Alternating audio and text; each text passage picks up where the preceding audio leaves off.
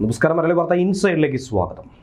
ബഹ്റൈനിലെ അമേരിക്കയുടെ നാവിക താവളത്തിന് നേരെ ഇറാൻ നടത്തിയ അതിശക്തമായ മിസൈൽ ആക്രമണം.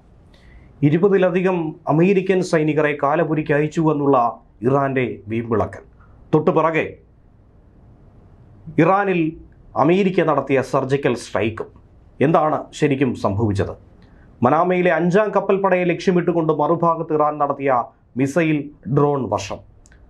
എന്തായിരുന്നു ശരിക്കും അവിടെ സംഭവിച്ചത്? അമേരിക്ക അതിനെ പൂർണ്ണമായും നിഷേധിക്കുന്നു. സൈനികരെ ഒക്കെ തന്നെ ബങ്കറിനുള്ളിലാക്കി സംരക്ഷിച്ചു, സുരക്ഷിത വലയം നൽകിയെന്നാണ് നിലവിൽ അമേരിക്ക പറയുന്നത്.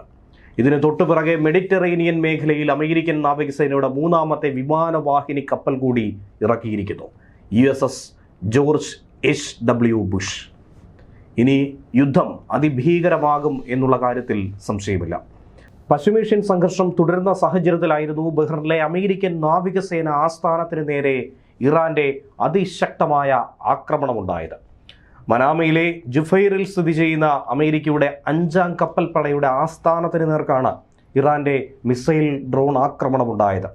ആക്രമണത്തിൽ 21 അമേരിക്കൻ സൈനികർ കൊല്ലപ്പെട്ടുവെന്ന് ടെഹ്റാൻ ടൈംസ്, ഇറാന്റെ ഔദ്യോഗിക മാധ്യമം തന്നെ റിപ്പോർട്ട് ചെയ്തു. അമേരിക്ക ഇസ്രായേൽ സംയുക്ത ആക്രമണത്തിനുള്ള കൃത്യമായ മറുപടി, കനത്ത പ്രത്യാക്രമണം എന്ന രീതിയിലാണ് ഇറാൻ ഇതിനെക്കുറിച്ച് അവകാശപ്പെട്ടത്. ആക്രമണത്തിൽ 5ാം കപ്പൽപ്പടയുടെ ആസ്ഥാനത്തെ റഡാർ സംവിധാനങ്ങളെ ഭേദിക്കാൻ തങ്ങൾക്ക് കഴിഞ്ഞു. അവിടെയുണ്ടായിരുന്ന കെട്ടിടങ്ങൾ, അവരുടെ സാറ്റലൈറ്റ് കമ്മ്യൂണിക്കേഷൻ ടെർമിനലുകൾ എന്നിവയൊക്കെ തന്നെ തച്ചു തകർത്തുവെന്നാണ് ഇറാൻ വ്യക്തമാക്കുന്നത്. പക്ഷേ അമേരിക്ക ഇതിനെ പൂർണ്ണമായും നിഷേധിക്കുന്നു. കാരണം ഈ ആക്രമണം നടക്കുന്ന സമയത്ത് സൈനികരെല്ലാവരും ബങ്കറിലായിരുന്നുവെന്നും മരണമൊന്നും തന്നെ നിലവിൽ റിപ്പോർട്ട് ചെയ്യപ്പെട്ടിട്ടില്ല എന്നാണ് ഔദ്യോഗികമായി പുറത്തുവിട്ട വിശദീകരണം.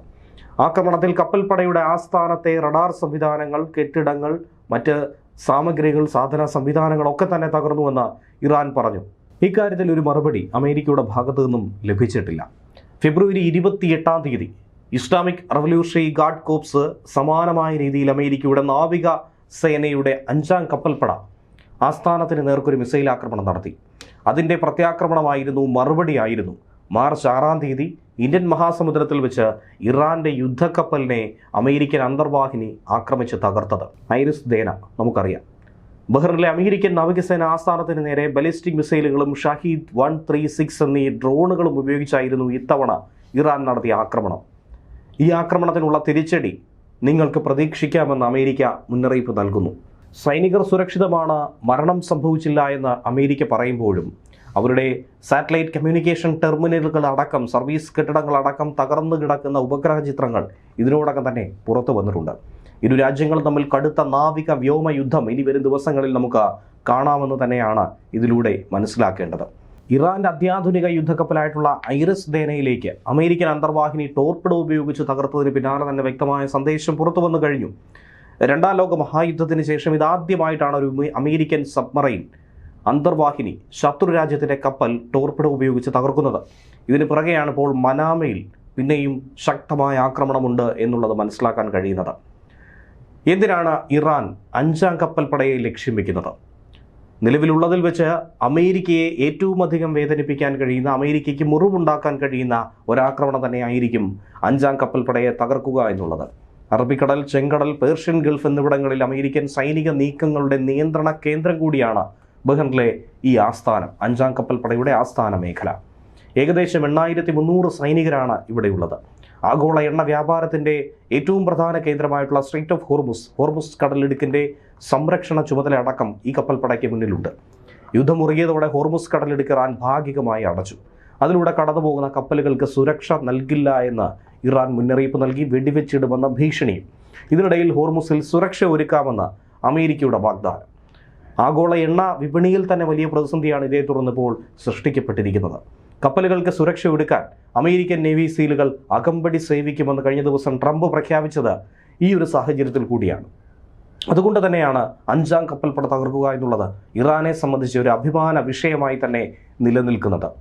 അതേസമയം സൗദി അറേബ്യയുടെ തലസ്ഥാനമായിട്ടുള്ള റിയാദിലെയും നയതന്ത്ര മേഖലയെയും എണ്ണപ്പാടങ്ങളെയും ലക്ഷ്യമിട്ടുകൊണ്ട് 33ഓളം ഡ്രോണുകളാണ് പറന്നെത്തിയത്. പ്രതിരോധ സേന കൃത്യമായി തന്നെ ഇന്റർസെപ്റ്റ് ചെയ്ത് വെടിവെച്ചിട്ടു എന്നാണ് മനസ്സിലാക്കാൻ കഴിയുന്നത്. നിലവിൽ ആളപായമോ നാശനഷ്ടങ്ങളോ ഒന്നും തന്നെ ഇല്ലാതെ ഈ ആക്രമണ ശ്രമത്തെ വിജയകരമായി തകർത്തു എന്നാണ് പ്രതിരോധ മന്ത്രാലയം പറയുന്നത്. റിയാദിലെ ഡിപ്ലോമാറ്റിക് ക്വാർട്ടർ ലക്ഷ്യമിട്ട് വന്ന ഡ്രോൺ തകർത്തെറിഞ്ഞുവെന്ന് പ്രതിരോധ മന്ത്രാലയ വക്താവ് ബ്രിഗേഡിയർ ജനറൽ തുർക്കി അൽ മാലിക് അറിയിച്ചു. ആക്രമണ ശ്രമത്തിൽ ആളപായം നാശനഷ്ടങ്ങളൊന്നും തന്നെ റിപ്പോർട്ട് ചെയ്യപ്പെട്ടിട്ടില്ല. റിയാദിന്റെ കിഴക്കൻ മേഖലയിൽ നിന്നും 18 ഡ്രോണുകളും വ്യോമാതിർത്തിക്കുള്ളിൽ കടന്ന 8 ഡ്രോണുകളുമാണ് തകർത്തത്.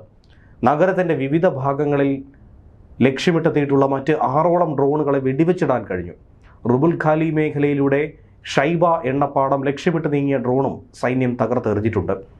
ശനിയാഴ്ച അൽ ഖർജിലെ അമീർ സുൽത്താൻ എയർബേസ് ലക്ഷ്യമിട്ട് തൊടുത്തുവിട്ട 2 ബലിസ്റ്റിക് മിസൈലുകൾ പ്രതിരോധ സേനയ്ക്ക് തകർക്കാൻ കഴിഞ്ഞു. മറ്റൊരു മിസൈലാകട്ടെ വെന്നുപതിച്ചു. അത് ജനവാസ മേഖലയിലായിരുന്നു എന്നാണ് മനസ്സിലാക്കാൻ കഴിയുന്നത്. സൗദിയുടെ ആഭ്യന്തര സുരക്ഷയും സാമ്പത്തിക കേന്ദ്രങ്ങളും ലക്ഷ്യമിട്ട് ഇറാൻ ഇങ്ങനെ ഒരു ആക്രമണം നടത്തുന്നത് രാജ്യത്തിന് നേർക്കുള്ള ആക്രമണമായി തന്നെയാണ് നോക്കിക്കാണുന്നത്. ഇത്തരം പ്രകോപനങ്ങളെ ശക്തമായി തന്നെ നേരിടുമെന്ന് പ്രതിരോധ മന്ത്രാലയം പറയുന്നു. ഈ ഘട്ടത്തിൽ കൂടിയാണ് മെഡിറ്ററേനിയൻ മേഖലയിൽ അമേരിക്കൻ നാവികസേനയുടെ 3ാമത്തെ വിമാനവാഹിനി കപ്പലായി USS ജോർജ് H.W. ബുഷിനെ ഇറക്കിയിരിക്കുന്നത്. നിലവിൽ ഈ മേഖലയിൽ 2 വിമാനവാഹിനി കപ്പലുകളുണ്ട്. അത് ഒന്ന് USS എബ്രഹാം ലിങ്കണും രണ്ടാമത്തേതായി USS ജെറാർഡ് ആർ ഫോർഡുമാണ്. അതിനൊപ്പമാണ് USS ബുഷും ചേരുന്നത്.